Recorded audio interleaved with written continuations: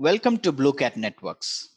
I'm Charles Gracious, one of the senior engineers with BlueCat. In this video, we are going to take a look at BlueCat Threat Protection with BlueCat Security Feed. BlueCat Threat Protection is a subscription service that uses DNS to provide an additional layer of protection by controlling or preventing access to known malicious sites. BlueCat Threat Protection leverages data from CrowdStrike, a leader in cloud-delivered endpoint protection and an award-winning threat intelligence. Before you can use BlueCat Threat Protection, your BlueCat protection license needs to be installed, and your DNS server must have internet access. Basically, to use BlueCat Threat Protection, configure your recursive server or servers to receive BlueCat security feed. The security feed is delivered from the BlueCat feed servers through DNS and is updated via zone transfer every 5 minutes. This allows you to use DNS to block access to new malicious sites almost as soon as they're identified. Please note, even though DNS servers used for threat protections are recursive, you can use primary and secondary roles to configure them. These roles are set only with respect to DNS feed. You can configure more than one recursive DNS server to receive the DNS feed. If you want a server to receive the feed directly from the feed server, assign a primary role to that server. Any server with the primary role will be updated via zone transfer from the BlueCat security feed servers. If you prefer, you can configure additional servers with secondary roles. These secondary role servers will receive feed updates via zone transfer from the server with the primary role. So let us go ahead and look at simple three-step configuration to enable threat protection on BlueCat. The simple three-step configuration to enable threat protection on BlueCat via GUI are: upload the BlueCat security feed license. Number 2, add response policy feed zone.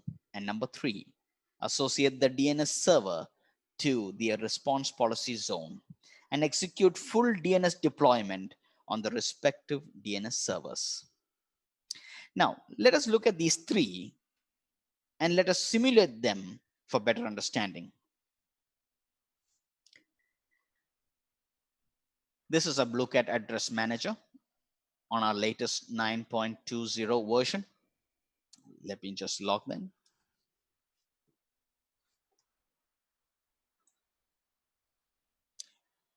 If you click the servers tab, you would see the DNS servers joined to the BlueCat address manager. Our first step was to upload the BlueCat security feed license. Let us see how to do that. Click on the administration tab. Under the administration tab, you will see a configuration tab. Click on that. For our demo, we have created a configuration, BlueCat Networks. I'm just clicking on that. And here you'll see define BlueCat security feed settings. Within this settings is where you're going to upload the BlueCat security feed license.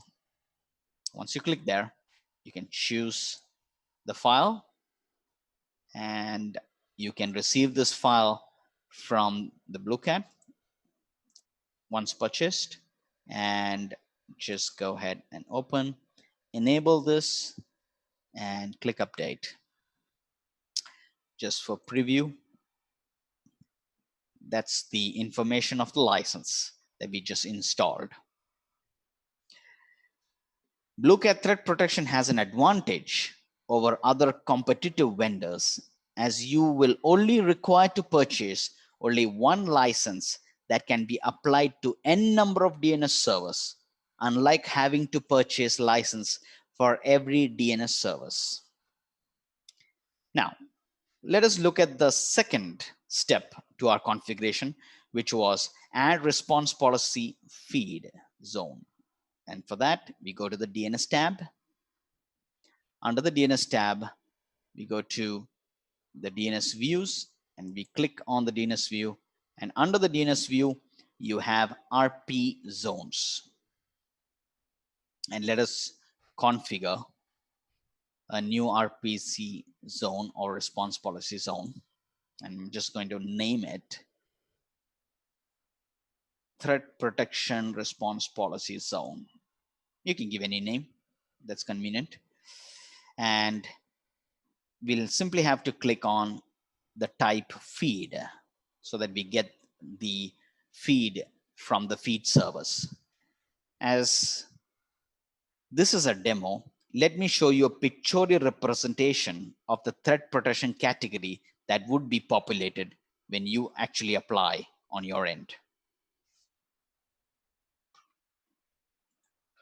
So these are the feeds categories that you're going to get: low, medium, high, and unverified. Within these feed categories are different malicious sites according to the different severities. Let's come back.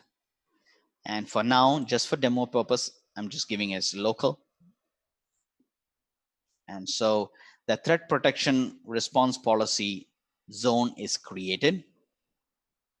We'll have to go in and come to the third step of our creation of threat protection in BlueCat. And the third step was associate the DNS server to the response policy zone. So this is the response policy zone.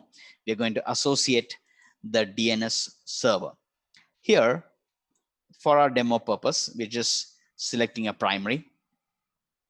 And we'll just go ahead and select one server.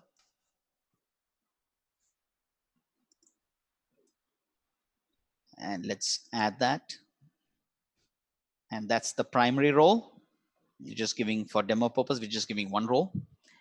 And we'll have to execute full DNS deployment on that server. For that, come back to the servers tab, select the server in question, and click on deploy. We just need DNS service to be deployed.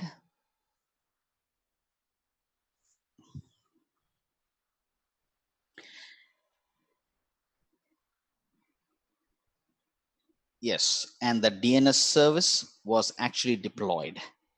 Now, what has happened here is whatever configurations that we have done on the BlueCat address manager has been pushed to the DNS server.